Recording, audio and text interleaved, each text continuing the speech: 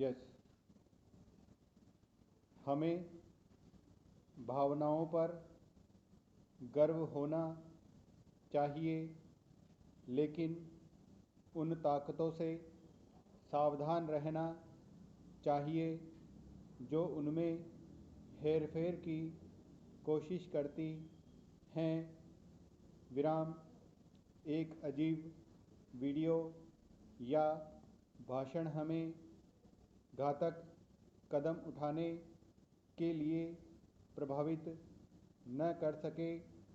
विराम। देश के निर्माण और देशभक्ति के लिए सिर्फ भावनाओं की ज़रूरत नहीं है, बल्कि तर्क की क्षमता भी हो। विराम।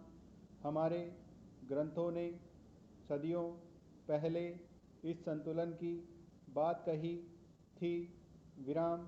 अब समय है कि हम इस सीख को समझें, खास तौर पर भावनाओं के हेरफेर के इस दौर में। विराम। खेती में कृषि भूमि जोत का आकार बहुत महत्व रखता है। विराम। देश के 70% किसान छोटे और सीमांत किसान हैं, जिनकी जोत 1 हेक्टेयर से कम है। विराम। छोटी जोत की खेती में घाटा है, इस पर लागत कमाई से अधिक होती है। विराम। NSSO के मुताबिक 2 हेक्टेयर भूमि मालिक किसान की औसतन आय 5,240 रुपये प्रति माह है। विराम। इन किसानों का पूरा परिवार खेती में लगा होने के बावजूद भी उपज सिर्फ खुद के उपभोग लायक होती है। विराम।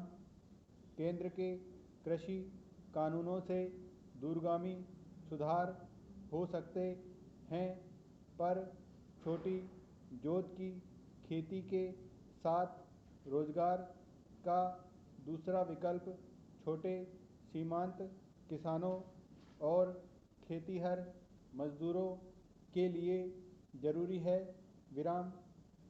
अंशकालिक खेती के अलावा छोटे किसान के पास काम करने के लिए पर्याप्त समय है, इसलिए वे अपने इलाके के आसपास की फैक्ट्री में काम कर सकते हैं। विराम। इसके लिए ग्रामीण और पिछड़े इलाकों में नए औद्योगिक निवेश को आकर्षित किया जाना चाहिए। विराम। पिछड़े और ग्रामीण क्षेत्रों में एक विशेष प्रोत्साहन पैकेज के साथ नए औद्योगिक निवेश को बढ़ावा देने से ग्रामीण भारत को रोजगार मिलेगा। विराम।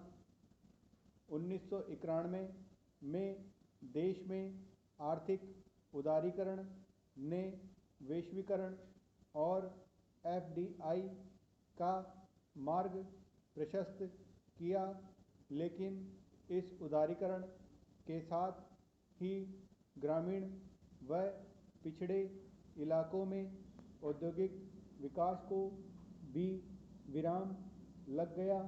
विराम।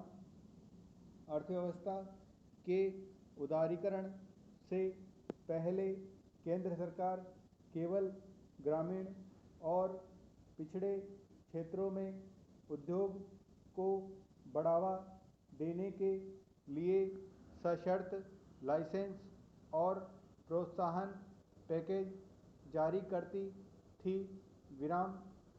पिछले 30 वर्षों में औद्योगिक विकास विकसित शहरों में भीड़ वाले औद्योगिक क्षेत्रों में स्थानांतरित हो गया है। विराम। कोरोना महामारी से राहत पैकेज के रूप में केंद्र सरकार ने उद्योगों के लिए 2 लाख करोड़ रुपए की उत्पादन आधारित प्रोत्साहन योजनाएं शुरू की हैं, लेकिन इससे ग्रामीण और पिछड़े क्षेत्रों में औद्योगिक निवेश आकर्षित नहीं होगा।